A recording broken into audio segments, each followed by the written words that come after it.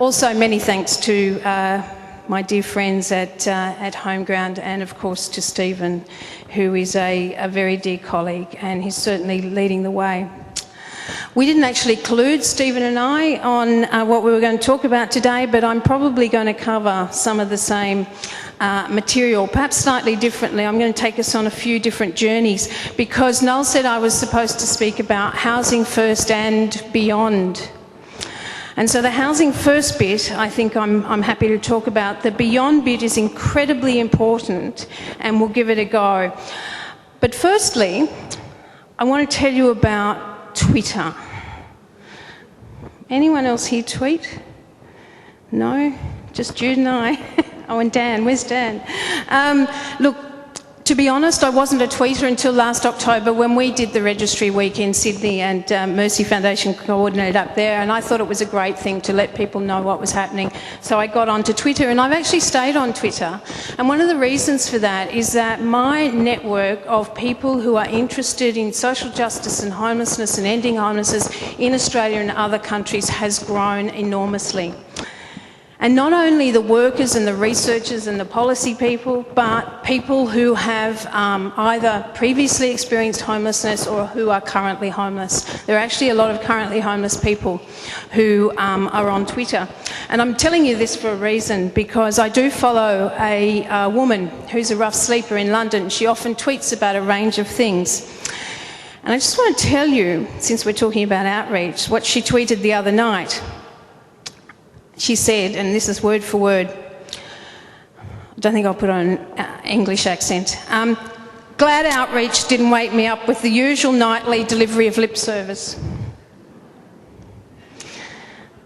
I read that and I thought, yeah, you know, I've been around long enough to know that sometimes when you actually don't deliver on what people actually want and what they need, that's exactly what it feels like. And she said that in less than 140 characters. And that is why street to home initiatives in Australia, I think, are so very, very important. For starters, the name itself has made it really clear. It's not this kind of outreach. You know, I don't know about Melbourne, but sometimes in Sydney you can barely walk through the streets for the crush of outreach workers.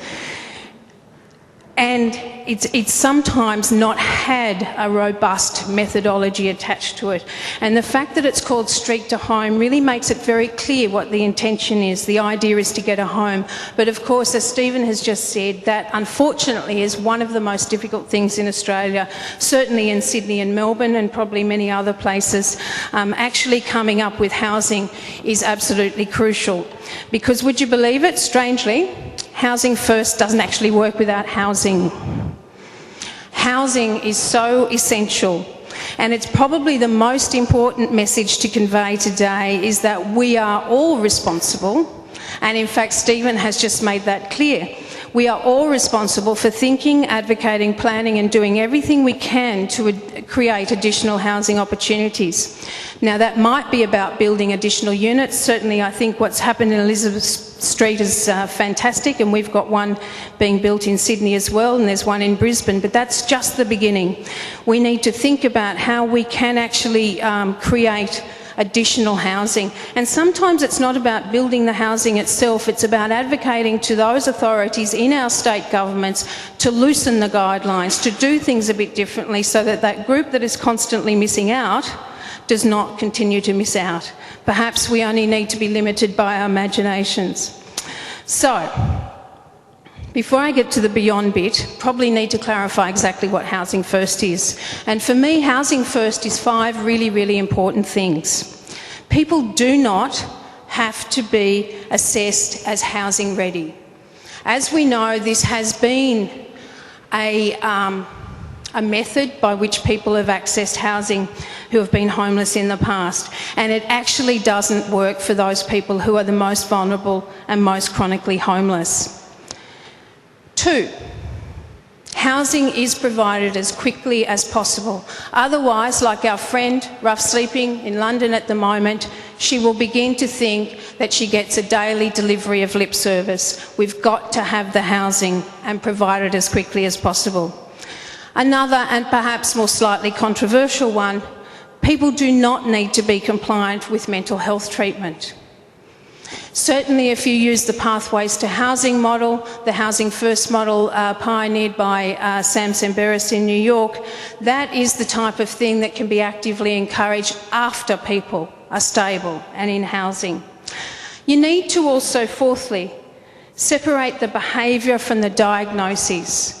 No kind of case management plans simply based on what someone stereotypically with that particular diagnosis might need, but actually based on a person's behaviour and based on what would be appropriate if you were an ordinary landlord, because otherwise we are in danger of creating institutions. And that's the final point for me about Housing First, and that is that the management of the housing has to be separated from the support. There has to be a clear delineation around that, because I don't expect any landlord that whose place I live in to come and ask me if I've taken my medication. And that is how we do not create institutions. So there's a quick rundown on Housing First, and I managed to do that in 5 minutes. What lies beyond? And I think those questions we just had alluded to that. Housing First is actually not housing only. The really difficult work, and I think there might be some of you in this room who were at the Sam Semberis workshops in Sydney, the really difficult work starts after someone is actually housed. But we have to get, in Australia, we really have to get the housing. And what happens afterwards really has to be consumer driven and by choice. Some of you are probably already familiar with the 3 homes concept that I often talk about, but I'm actually going to repeat myself today. It's originally taken from Craybill, because I think it's such a great way of explaining what it is when we talk about homelessness and what it might be if we actually solved homelessness, what it means on a range of levels, and importantly, what it means not just for people who are currently homeless, but also for us, so for the housed and the unhoused. So for those who are already familiar, you can, I don't know, look at the ceiling or do whatever you like, but for those who aren't, the first home is about the self. The characteristics of this home are physical, mental, emotional, social, and spiritual in nature. This home needs to be nurtured, rested, nourished, and emotionally supported. The second home might cover any of the descriptions provided under the primary, secondary and tertiary definitions of homelessness. I'm sure we're all familiar with those. It's the place where we live, and it refers not only to the physical structure but to the living environment within which it is located. This home is where we sleep, where we begin and end every day, where we store our belongings. It may be where we socialise and interact with others, though I don't. The third home is the larger community within which our first and second homes are located. It provides context to the lives that are lived within it and how that is realised at an individual level. Here, the connectivity between individuals, multiple communities, the residential, business and visitors all meet in the same place. The quality of that home is defined by the relationships of all groups within it. So, the second home is really what we're talking about, the actual physical housing. After someone is housed, it is both, I think, the first and the third homes which need to be focused on, because we could take the second home for granted, you know, if we've got safe, secure, affordable place for people to live. So they're the beyond bits in my mind. But unfortunately, it remains a little bit difficult to get the second home sorted in Australia, and that's where we need to focus on producing additional permanent housing. The beyond bits, the first and the third home, I think that we can sometimes see, when we see chronically homeless people create communities of interdependence and friendship on the streets, they are in fact working without any help from us on their third home. And this is a good thing. But it doesn't mean, as I've heard some people suggest, that people want to be homeless, that we need to acknowledge some kind of right to be homeless. I find this idea quite odd. We know it's a dangerous place for anyone, especially women. We know that street life is unhealthy, and we know that people who are chronically homeless have some significant disabilities and health problems and die at a rate 20 times higher than the rest of the population. mistaking people's connections with other people on the street, which is in fact a healthy desire to build community, as some kind of deliberate choice completely ignores the very nature of chronic homelessness and what it is that we, all of us, need to do to resolve it. And I guess to explain this idea, have I got a couple of minutes? Just a little journey. I want you to just imagine something. Here we all are at the Fitzroy Town Hall. Let's imagine that at some point later today, someone comes along and locks us in here. We can't get out. We're stranded in the Fitzroy Town Hall. I don't know about you, but I'd be quite alarmed, pretty traumatised. For starters, I live in Sydney and most of the people I know and love are in New South Wales. My dog's home alone and would soon be getting very hungry. I will soon be getting very hungry. There's every chance I may get a tad angry and exhibit some impulse control problems. So let's keep imagining that the folks who locked us in here keep us here for months on end, perhaps even years, but certainly months. After being initially traumatised and worried, we'd probably start to accept the situation. We'd get to know each other a bit better. We'd probably hang around in groups and find out a lot about each other's backgrounds, our wishes, desires, our frailties and aspirations. Over time, we'd probably develop a sense of community and solidarity. We'd probably start to feel different about the rest of the world. Those lucky people we imagine who are outside going to work, playing with their kids, going to restaurants, going on holidays, all the things that are now not possible to do because we are locked in the Fitzroy Town Hall. No offence to the Town Hall, it's a lovely Town Hall. Maybe after a while we'd start to look forward to Mondays, Wednesdays and Saturdays because they would be the days that the nice people from the local church bring us sandwiches. After they left, we might even resent them a bit because strangely they're allowed to leave but we cannot. Meanwhile, our story might get a little bit of media attention, though we'll probably be oblivious to that. Let's face facts, a group of workers locked in the Fitzroy Town Hall does sound like an interesting media story. Some folks out in the community might even start to joke about us, like how many Fitzroy Town Hall residents does it take to change a light bulb, etc. The main point is that people would begin to see us as one. A group that can be stereotyped.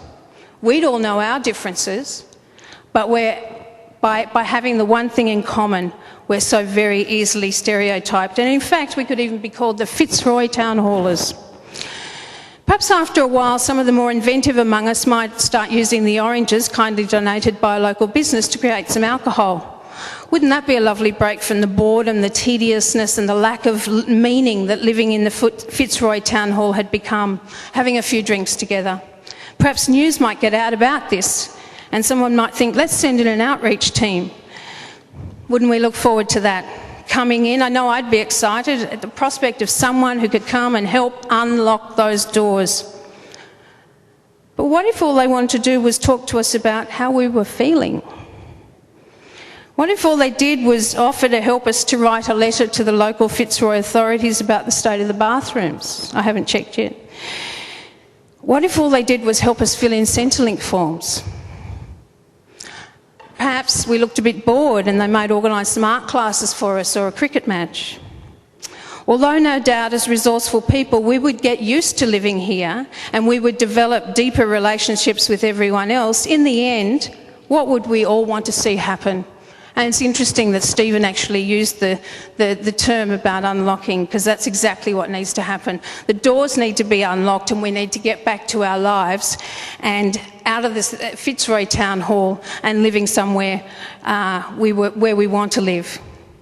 We're no different to people who become homeless and stay stuck. Not at all. We may not have exactly the same incidence, prevalence of mental illness or disability, but all human beings will cope with traumatic experiences in very similar ways.